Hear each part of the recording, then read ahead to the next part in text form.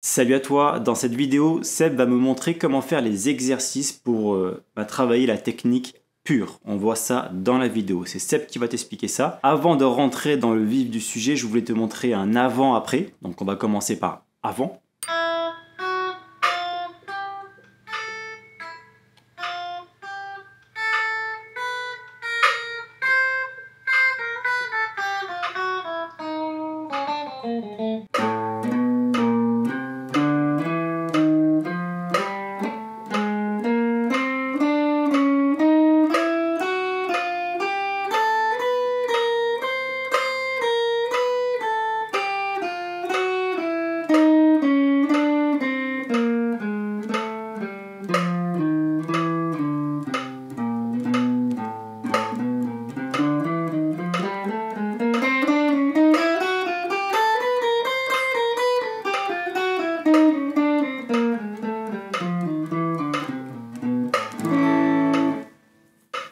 Bon, à la fin, j'ai un peu galéré sur la fin. Je l'ai fait sans warm-up.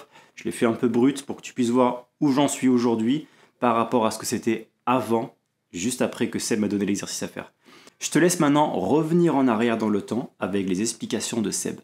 Je vais vous proposer un petit exercice de technique pure qui est très facile à mémoriser, avec un motif très court, justement pour ne pas y passer beaucoup de temps. J'aurais bien cité le prof qui me l'a filé, mais je m'en souviens pas. Mais bon, c'est un exercice très classique, voilà.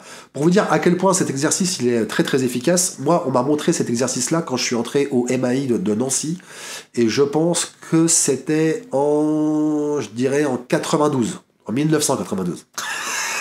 Tu vois 1900, pas 1800. Voilà, et quand j'y suis entré, vraiment, moi, j'étais un guitariste folk. Hein. Je ratais des chansons, je faisais des arpèges, je jouais des riffs de blues, mais j'improvisais pas du tout.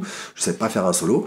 Et voilà, et on m'a tout de suite donné des exercices techniques, c'était vraiment des super profs, et que je me suis mis à travailler. Et cet exercice-là, 30 ans plus tard, quand je veux retrouver une bonne technique, comme en ce moment, que je reprends un peu ma guitare, je le garde toujours dans mon programme. Parce que c'est un exercice qui est génial, parce que vraiment on peut y passer très peu de temps, et il est très éficace.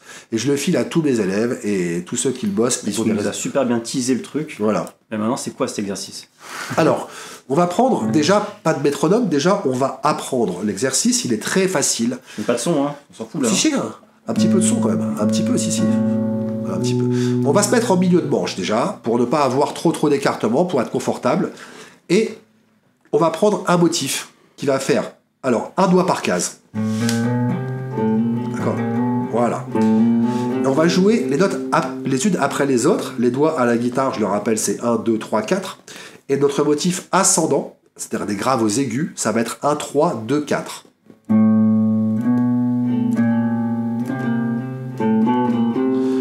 Et déjà, on va faire ça sur les 6 cordes. D'accord. Non mais va moins vite que ça. J'y vais.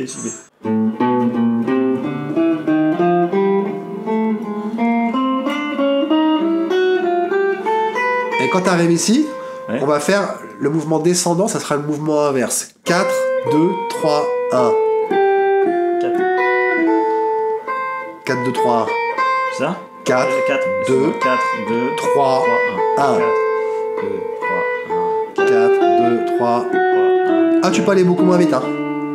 Ah, parce que le faire en faisant un massacre, là par contre ça sert vraiment à rien non plus. 4, 2, 3, 1, 4. 2, 3, 1. Et tu sens comment tes doigts ne t'obéissent pas ou pas? Hein, tu fais pas tous les sens, t'es là. Et il veut pas, et c'est un autre qui bouge. Et c'est ce qui se passe quand tu joues. Et c'est ce qui donne toutes ces erreurs en fait, c'est que tu contrôles pas tes doigts. Et pour jouer de la guitare, c'est très embêtant. Ok. Donc, fini l'exo là? On a commencé. Ah ben non, il faut le métronome. Maintenant, on va mettre un métronome. Tu vas le mettre tout doucement à 50. Vas-y. Métronome à 50 BPM. À 50. Là, il est à 60. Donc le toit et métronome qu'on a fait tous les deux. Voilà. Qu'est-ce qu'il est joli. Alors voilà. Tu le mets en route. Et là, déjà, la première étape. Et comprenez bien que pour apprendre à jouer... Tiens, coupe 2 secondes. Je vais te dire un truc. Pour apprendre à jouer vite, il faut travailler très lentement.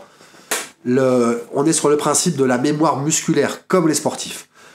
Pour que la mémoire musculaire, elle est à la fois extraordinaire, parce que vraiment, elle mémorise au quart de millimètre un mouvement. Pensez par exemple à tous ces instruments qui ne sont pas frettés, hein, contrebasse, violon. Oui. Comment ils font? Comment ils font? Ils sont là, ils font ça, et ils tombent sur la bonne note. Comment ils font? Il n'y a pas de point, il n'y a pas de fret, il n'y a rien, il y a zéro repère, zéro. C'est la mémoire musculaire. C'est la mémoire musculaire, c'est-à-dire qu'elle peut être précise au point que quand on bosse un morceau, on sait que là, on est sur un sol. Si je vais aller chercher mon ré ici, au démarrage, évidemment, je tâtonne un tout petit peu. Et à force de répéter, carrément, parce que là, sur un instrument gros comme le contrebasse, ou un violoncelle, c'est tout le bras qui bouge, hein, quand même. Hein. Je veux dire, enfin, de l'épaule. Ouais. Et la mémoire musculaire, elle est extraordinaire à ce point-là que carrément, elle mémorise le bras, elle mémorise la distance exacte pour aller attraper cette note-là. C'est ouf, quand même. Hein. Ouais, tu vois, hein. Nous, avec les guitares, franchement, avec des frettes, on devrait pas se plaindre que c'est compliqué. Ah, mais c'est beaucoup plus facile, évidemment. Malgré tout, ça fonctionne pareil, c'est-à-dire que la mémoire musculaire, pour qu'elle fonctionne bien, hein, il faut lui faire toujours exactement le même geste. C'est pour ça que quand on travaille la technique, comme beaucoup, et qu'on essaie d'être un petit peu sur le passage en force, c'est-à-dire on bourrine un peu pour essayer de prendre de la vitesse, et toujours on me dit ouais je travaille et j'arrive pas à accélérer, voire je ralentis. Parce que quand on travaille au-dessus de ses pompes, c'est-à-dire beaucoup plus vite qu'on ne sait jouer, on fait des mouvements complètement aléatoires. On change de mouvement tout le temps.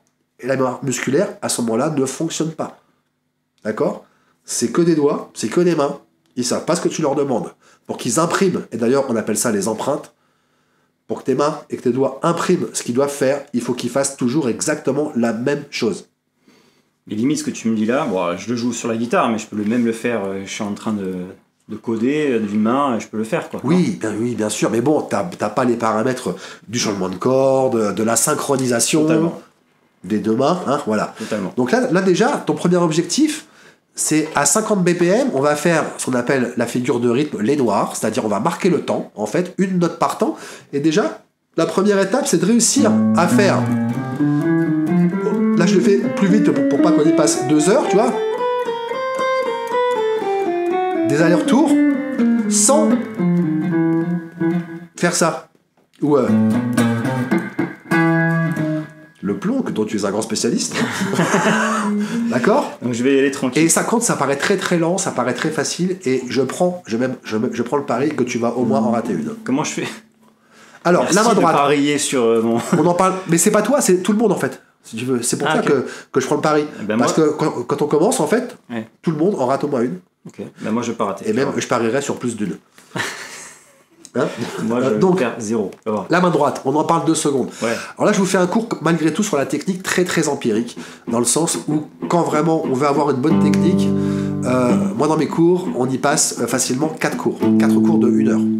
Pour que je te donne tous les paramètres. Tous les paramètres de main droite, de main gauche, toutes les façons de travailler, quand est-ce que je passe en croche, en double croche, on y passe facilement 4 heures pour avoir vraiment tout compris et pouvoir être sur des rails où moi après je m'occupe plus de rien jusqu'à ce que quelques mois plus tard l'élève revienne en me disant je comprends pas, je travaille et je progresse plus parce qu'en fait il a fait des conneries entre temps, hein, et donc à ce moment-là on se fait un petit débriefing, hein. Et il a évidemment fait les conneries que tout le monde fait, et donc on corrige, et là il est reparti pour une nouvelle progression. Et ça c'est absolument normal. Il ne faut pas vous en vouloir de faire des conneries, de galérer, on passe tous par là, d'accord, hein. Donc là déjà on va faire de façon très simple, il y a plein de paramètres que j'ai pas donné, on n'a pas le temps, hein. Ça si tu veux faire un autre tuyau peut-être du 12 sur la technique un jour, ça peut être un super truc, mais je sais pas si je vais le filer celui-là quand même. J'hésite.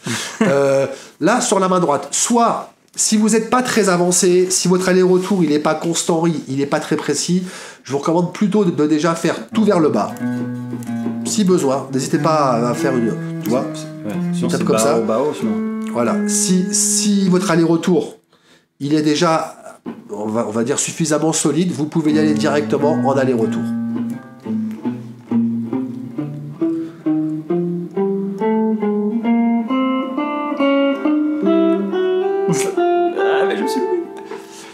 Tu vas beaucoup trop vite pour commencer. Et en plus, je te regarde toi, pas ça. J'ai essayé, bon voilà, je couperai ça. Métronome à 50. Métronome à 50, c'est bon, on y va? Ouais. Enfin, tu y vas. une note par temps, précis.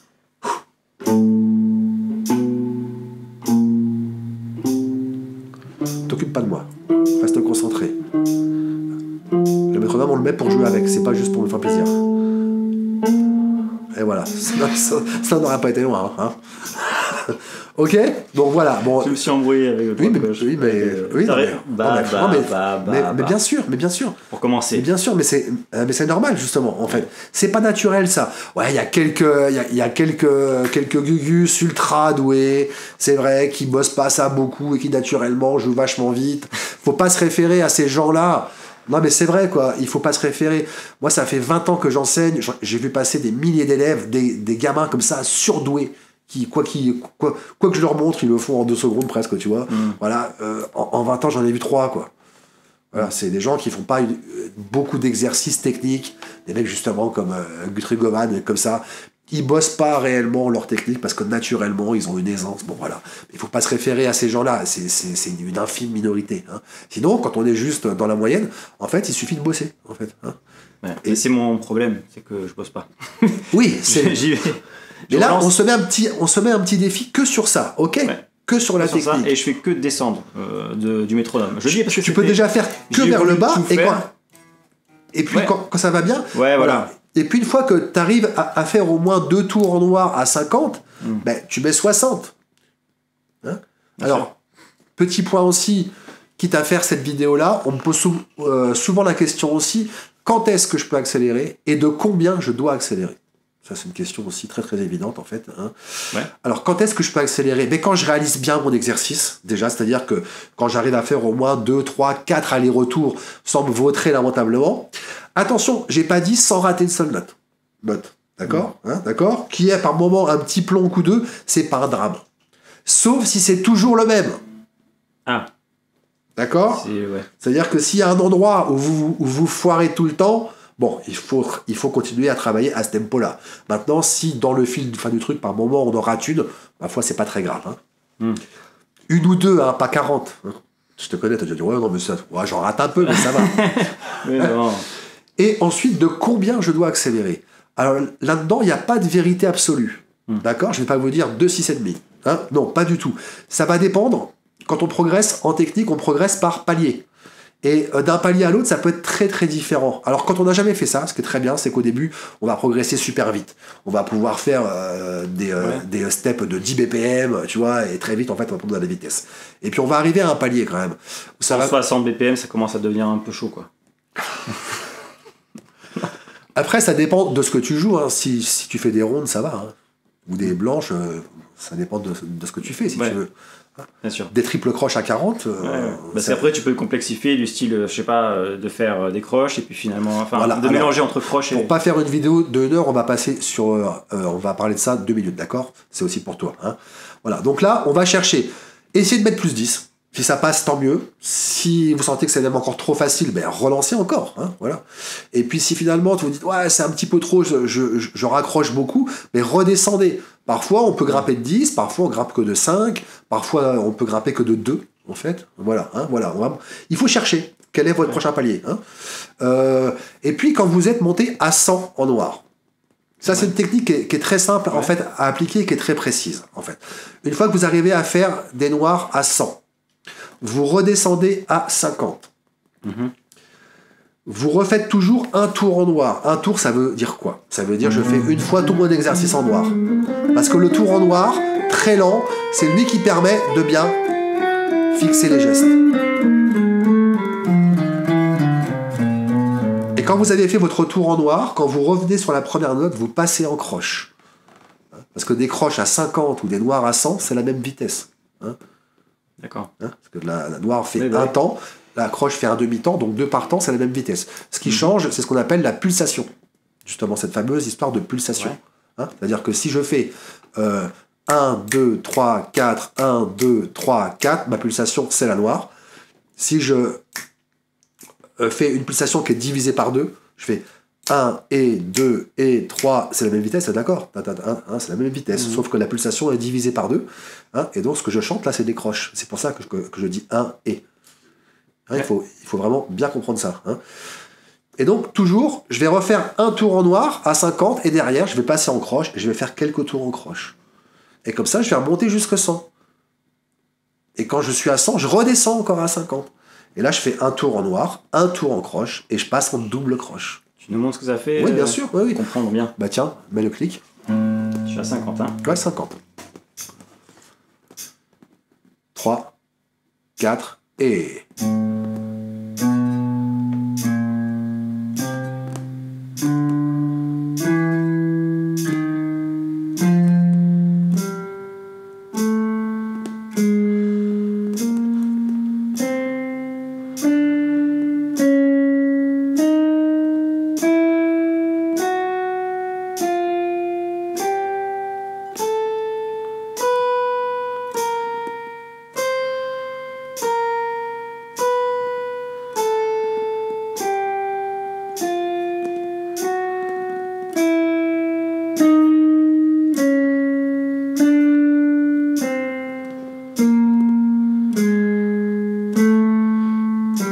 Donc là, je vais revenir première note et je vais dédoubler ma vitesse pour passer en croche. C'est parti.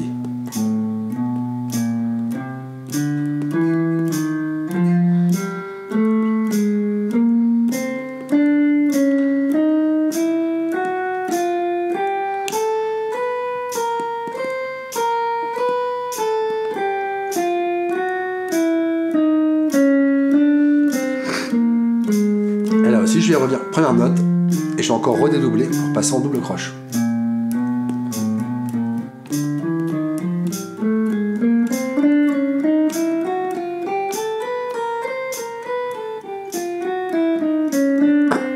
Quand vous êtes sur votre débit maximal, au moins 2 tours, voire 3-4 tours. Essayez de tenir un peu, quoi. Voilà. Et pour les plus avancés, on peut même aller, si vous voulez, jusqu'au triple croche.